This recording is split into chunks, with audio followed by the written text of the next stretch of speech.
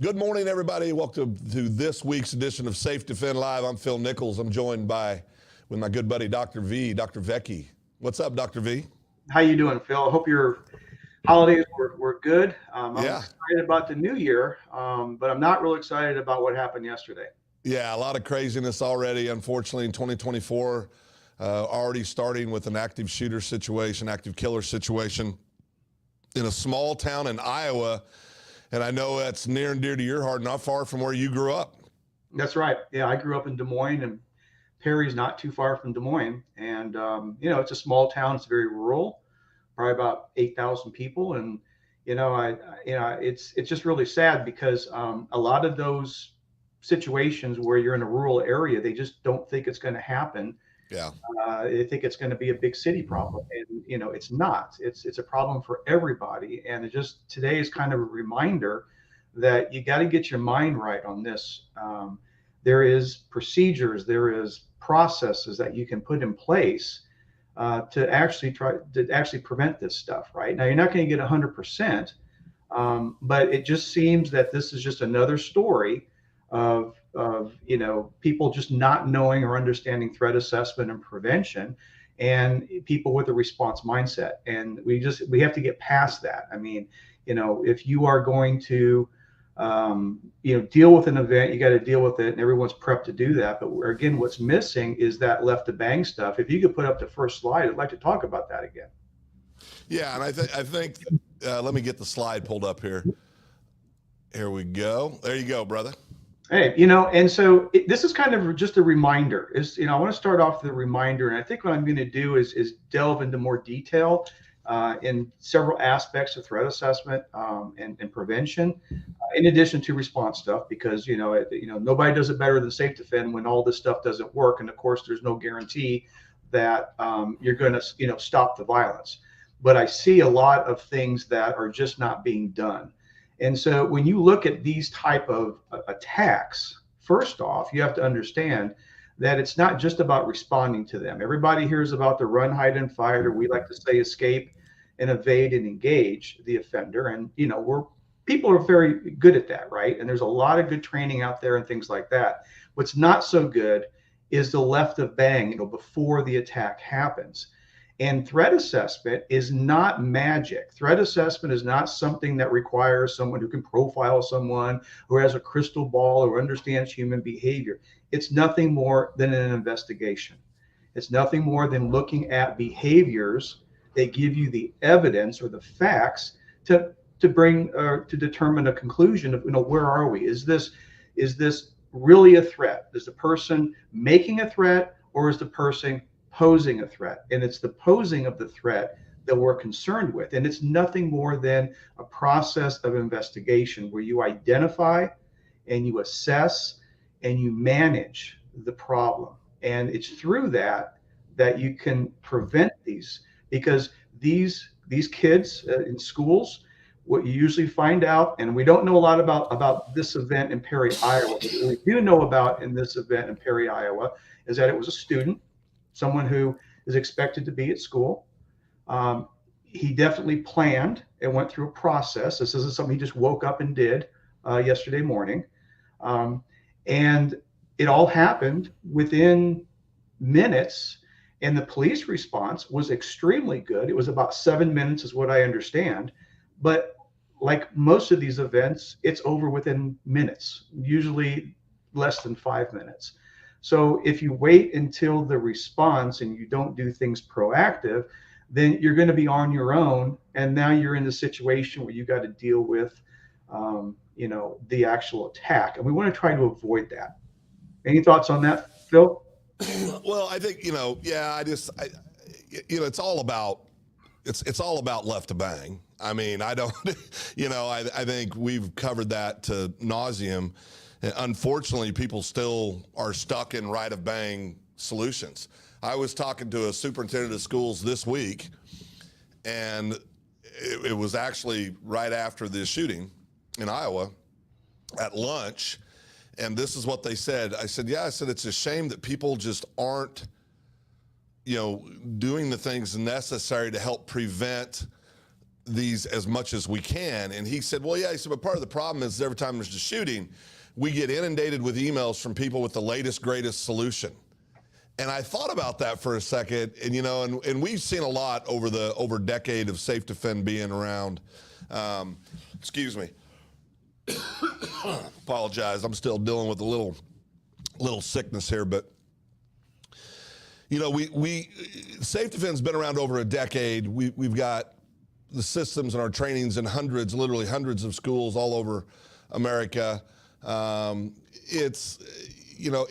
is a lot of flashy stuff that comes up, but 99% of it is right of bang. 99% of it's right of bang. We've got to accept in the industry, so the industry that spends their days trying to make people safer, and all these people are well-intended. They are. I'm not criticizing them. They're all well-intended. But we need to wake up and realize right of bang is not a solution. It's a reaction to a horrible situation. And when we say what a great job they did, they got there 8 minutes after. That is a good job. That is. But how many people have to die before we realize if we don't get in front of this on the left of bang and start identifying and doing prevention, we're just going to keep having all these shootings. We're going to keep having all these situations.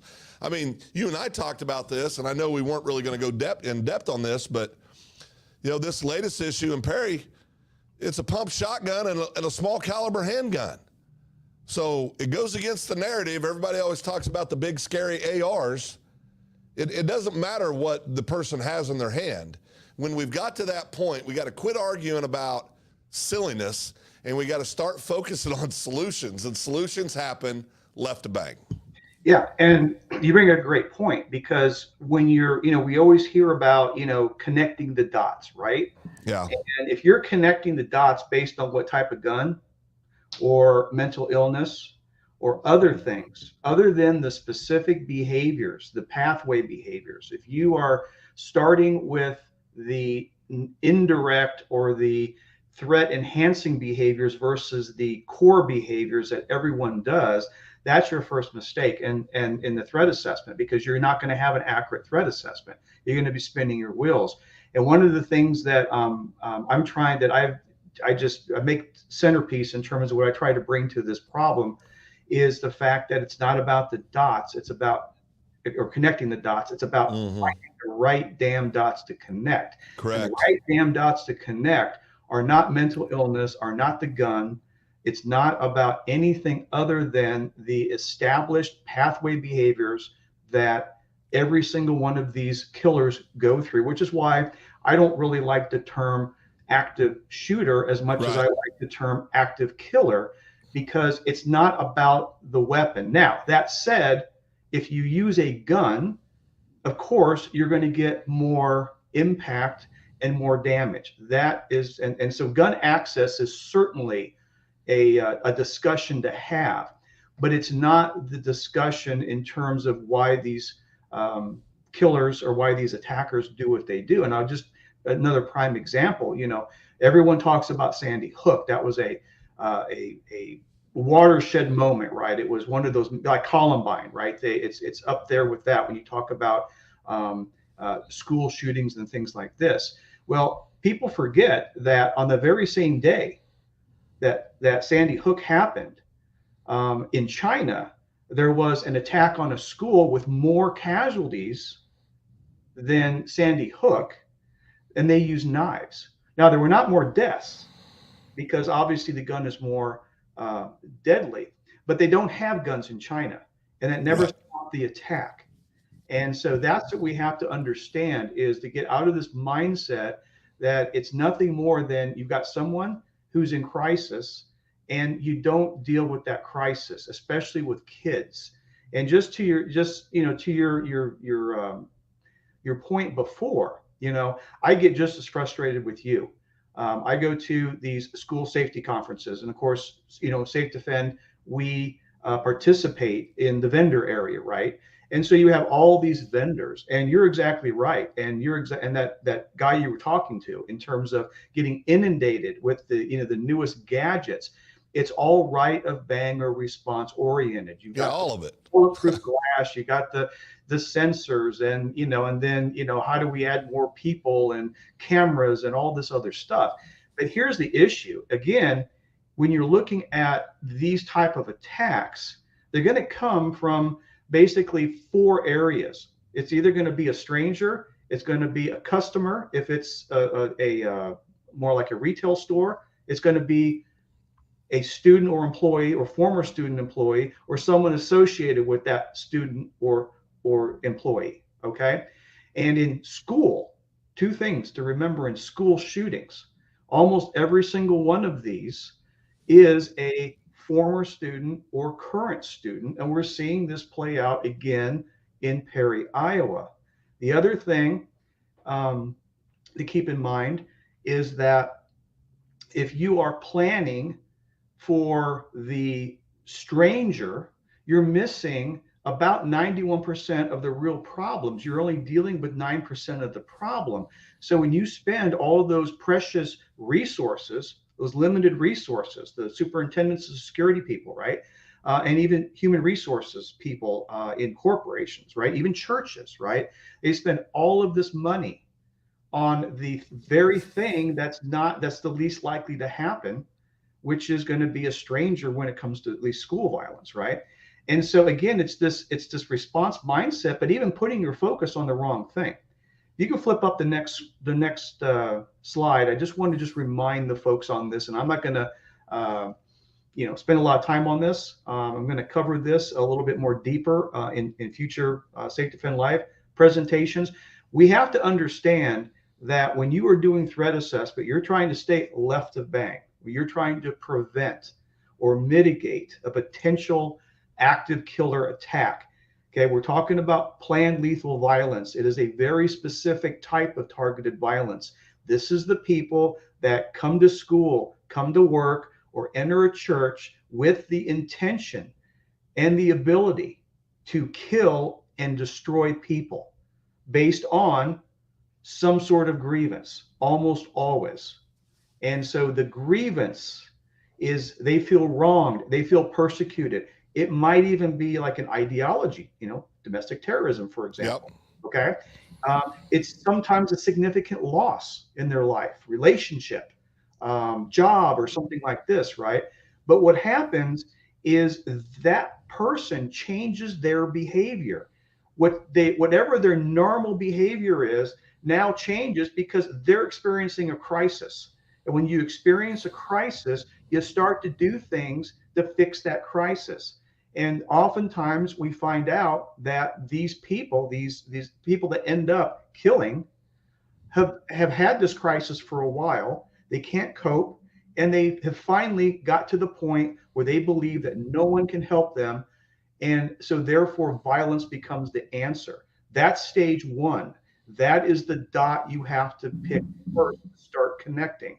Not the type of gun, not the mental illness, not these other areas, but that is the first dot to connect. Your second dot to connect, okay, if the crisis is not dealt with or ignored, or you just don't know about it because you have no threat assessment team or anyone that's trained in this method, then what's going to happen is violence is going to become the answer. They're going to start thinking about it. And finally, their violent intent then leads them to the next dot, which is research and planning. Their internet, their social media. Okay, they're going to look at prior attacks to get ideas. They're going to look up, different types of weapons and getting things like, maps and maybe planning out hit lists or safe lists or things like this, right? And then if the crisis is not averted at that point, they go to the next dots to connect, which is preparing and optimizing. This is a very, very usually a short compressed time frame between this and the actual attack. Okay, during this time, they're going to do things like buy the gun, get the knife, get the truck they're going to run somebody over with, or the acid they're going to throw in somebody's eyes, whatever it is that they decide to do. They're going to get the ammunition. They're going to get the vest if they're going to have some sort of protection. They're going to get supplies, their backpacks. They're going to look around and see where their target is. They're going to check feasibility. They're going to find the best door to come in and the best time to attack. That is your next dot. If you don't catch it by then, it's too late. Then you have your breach and your attack, and now you are where we almost always are, is in a response mode. Now, there's no guarantee you can stop these, but I also guarantee you that there's not enough being done out there, and people don't understand the process. They fill out a bunch of forms, they put together teams, okay, they check the box, and then nothing is prevented. And that's where we can come in as Safedefend. This is what we're trying to do, to bring to the table. It's not about connecting the dots. It's about having the right dots to connect. It's about avoiding and eliminating false negatives and false positives. Okay. And so that's the thing we deal with, and what I work on every single day, and what I've done for the last 15 years. Yeah. And I think, just to kind of put a bow on this morning, I think bottom line, we need folks to understand that it's about taking real steps forward with real solutions, not being reactive, but being proactive, staying left of bang, where we're able to help identify and prevent these things from ever getting to that point, right? We've got to get out of this, what I call the John Wayne mindset, right? We've got to get out of this mindset. It's, if all we're talking about is the reaction to, then we've lost. And we've got to absolutely get left of bang with these items. So, Doc, I appreciate you, appreciate the good work. Our hearts are broken for what happened yesterday in Perry, Iowa, and our prayers are with those folks in the community, the families, but everybody affected, the officers, first responders. It's a horrible, horrible experience that anybody has to ever go through, but we are thinking of you and praying for you. And I'll give you last words, Doc. I'm just saying is that I hope that people that are listening to this really take this to heart, and feel free to please reach out to us. You can reach out to me absolutely directly. My email is greg.vecchi, V like Victor, ECCHI, @safedefend.com. And my direct phone number, my cell phone, is 605-920-0229. Call me, let's have a conversation, and let's get this stuff to be better. Yeah, no doubt, brother. Well, we appreciate you, Dr. V. Have a beautiful weekend, and we'll talk to you soon. Thank you. Bye-bye. All right. Thank you, guys.